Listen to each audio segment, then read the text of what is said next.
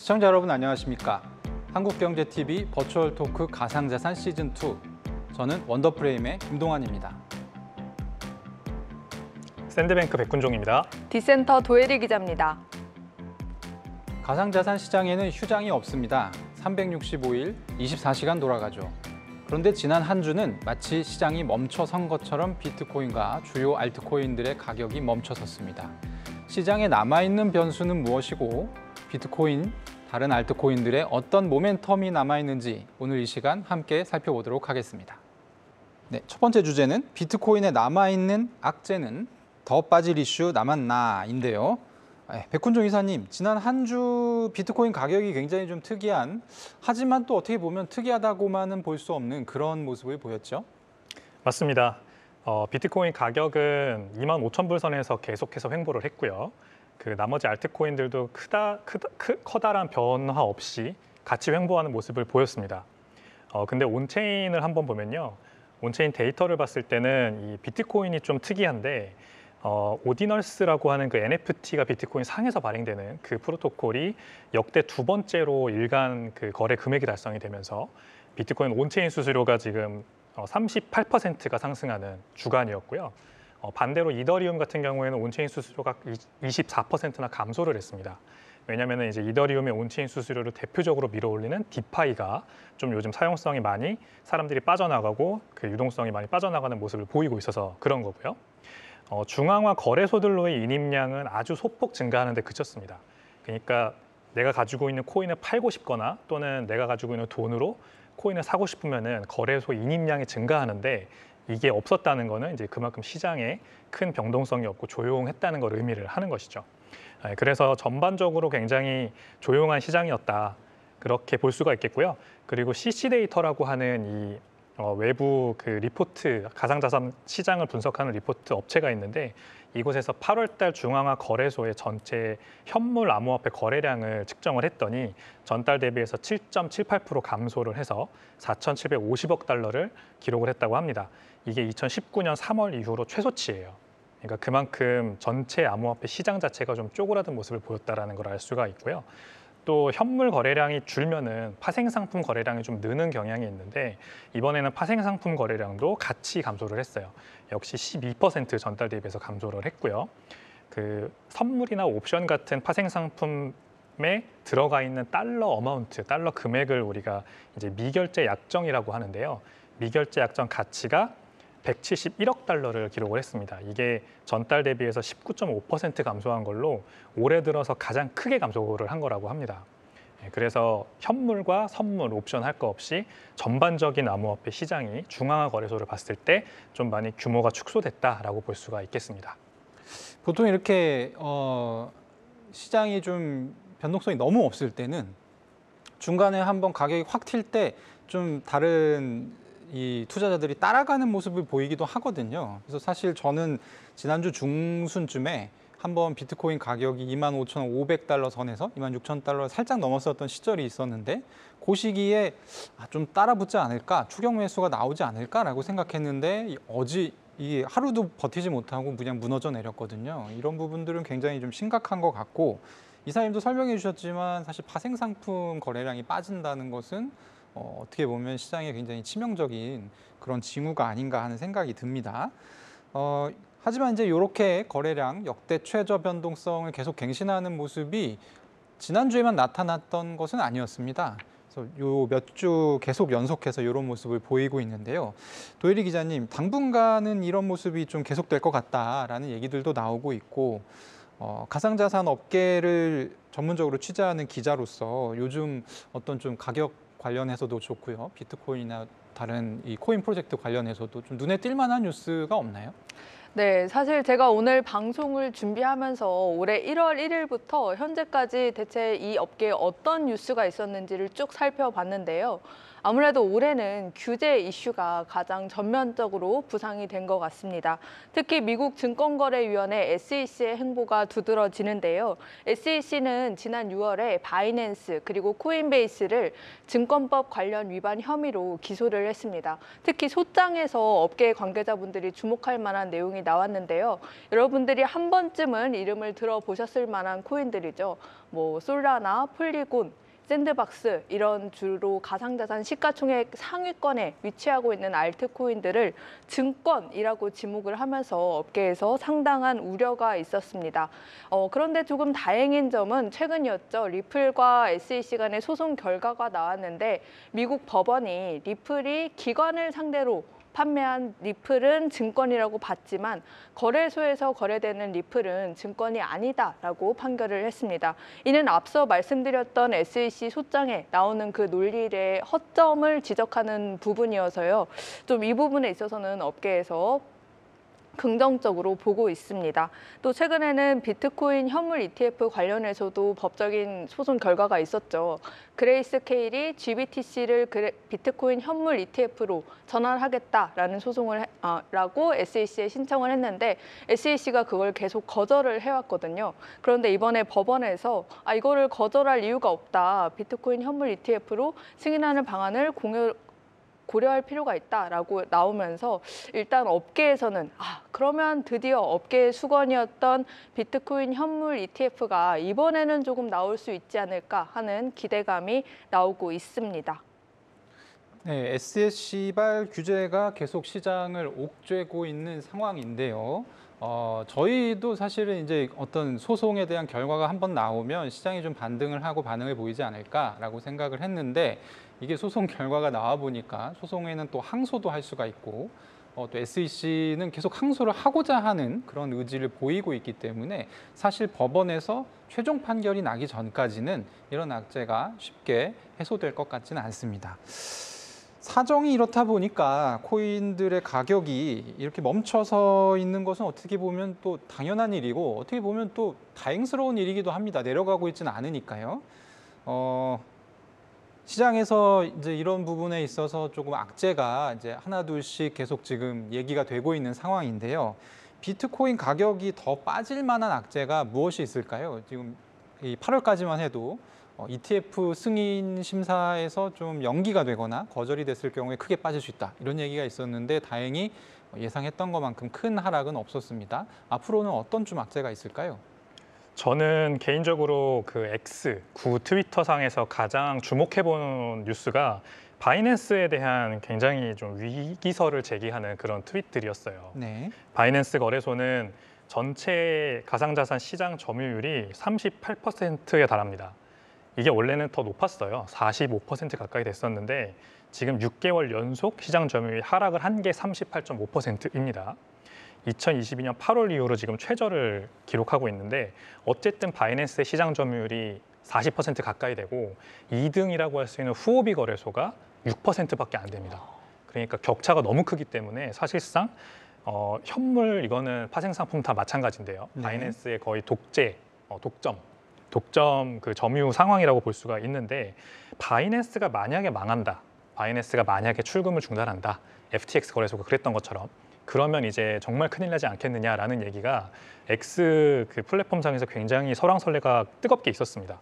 38% 점유율을 가지고 있는 거래소가 망하게 되면 한국으로 치면은 뭐 삼성전자가 망하는 뭐 약간 이런 상황에 비견할 수 있겠네요. 그렇죠. 네. 다 이제 셀 코리아를 외치고 떠날 거죠. 아마 삼성전자가 그렇게 그렇죠. 되면. 그렇죠. 이제 미국 그 바이낸스 US라고 하는 미국 법인이 지금 SEC의 조사 및 기소를 오랫동안 받아오고 있고요. 이제 이 SEC의 조사 및 기소는 굉장히 전방위적입니다. 이 바이낸스의 미국 법인 그리고 바이낸스의 글로벌 법인을 포함해서 창펑자오 같은 몇 명의 이제 창업자 및 이 운영진까지 포함해서 불법 행위를 저질렀다고 기소를 해놓은 상태고 또 팍소스라고 하는 이제 암호화폐 가상자산 스테이블 코인 발행 업체죠.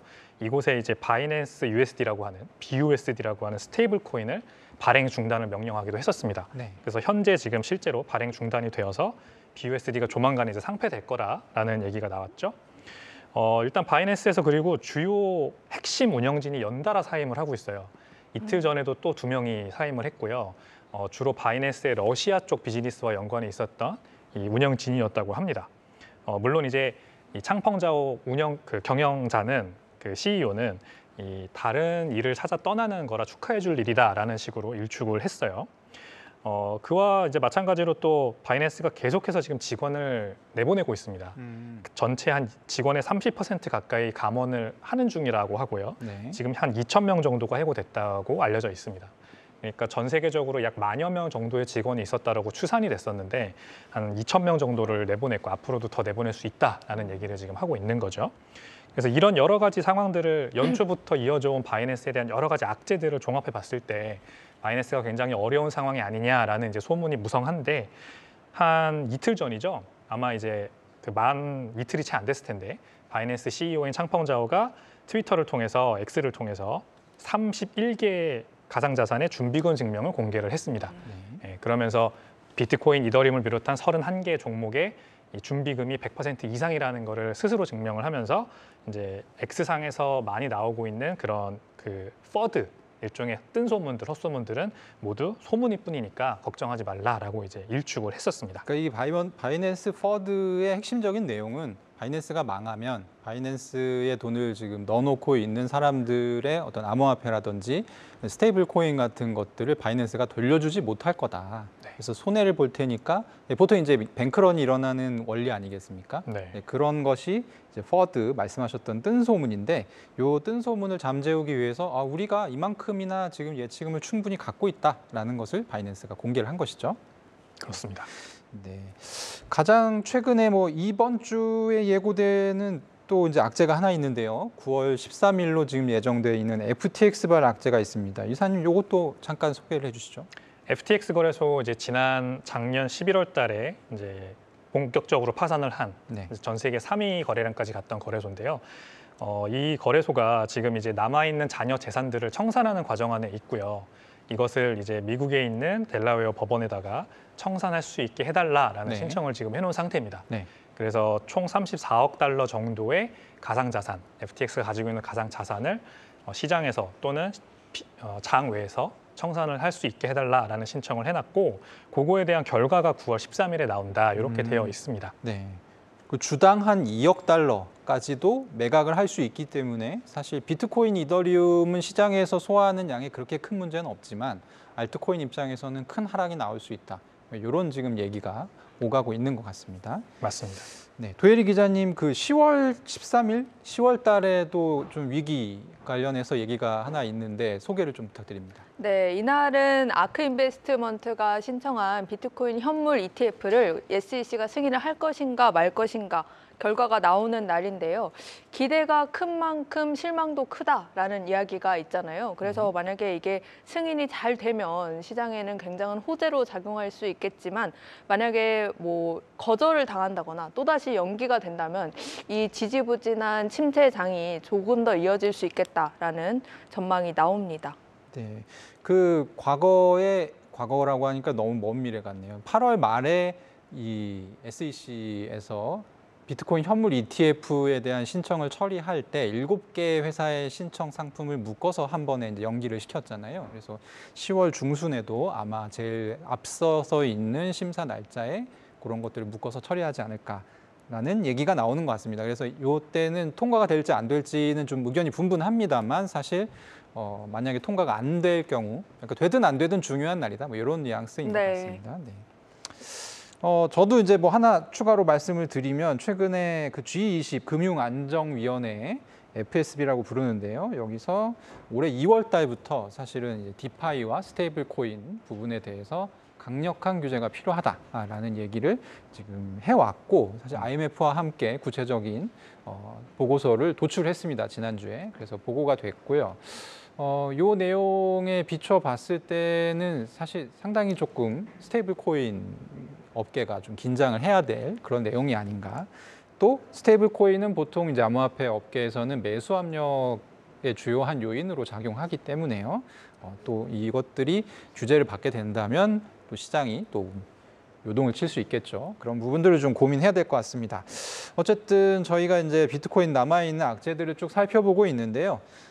역시 또 다른 중요한 변수는 미국 연준이 결정하는 금리이겠죠. 한편에서는 금리는 이제 물가가 잡혔으니까 내려가게 될 것이다라는 낙관론이 있는데 여전히 물가를 안심할 수 없다. 한 번만 더 올리면 그때 정말 이제 시장에 곡소리가 나게 될 거다. 뭐 이런 비관론도 있습니다. 이와 관련해서 두 분의 의견이 좀 궁금한데 짧게 한마디씩 좀 부탁드립니다. 금리에 영향을 미치는 가장 중요한 변수는 역시 물가 상승률, 인플레이션입니다. 네. 근데 우리가 연준의 타겟, 목표 인플레이션 2%라고 하는 것을 한두 달 정도 이렇게 뭐 CPI가 2%를 터치했다고 해서 달성됐다라고 보는 게 아니고요. 장기간 평균을 보는 거거든요. 한 1년 이상의 장기간 그 수치를 뽑아봤을 때 평균적으로 2%가 달성됐으면 연준의 현재 정책 목표인 인플레이션이 잡혔다라고 할 수가 있는 겁니다. 그래서 지금 그 인플레이션이 미국에서 하락 추세에 있는 건 맞습니다만 아직까지는 2%에 평균적으로 도달하지 못했다라는 거죠. 언제 도달할 수 있을지 그러면 알아야 하는데 그걸 알기가 굉장히 어렵습니다. 왜냐하면 지금 물가 상승 압력이 발생하고 있는 부분이 아직도 많아요. 유가가 대표적인데요. 지금 감산합의, 그 오펙에서 감산합의를 연장하는 바람에 그 웨스트 텍사스 그 유가 80불, 90불을 넘어서 지금 가고 있죠. 유가가 대표적으로 이제 인플레이션을 밀어올리는 요소가 되고요.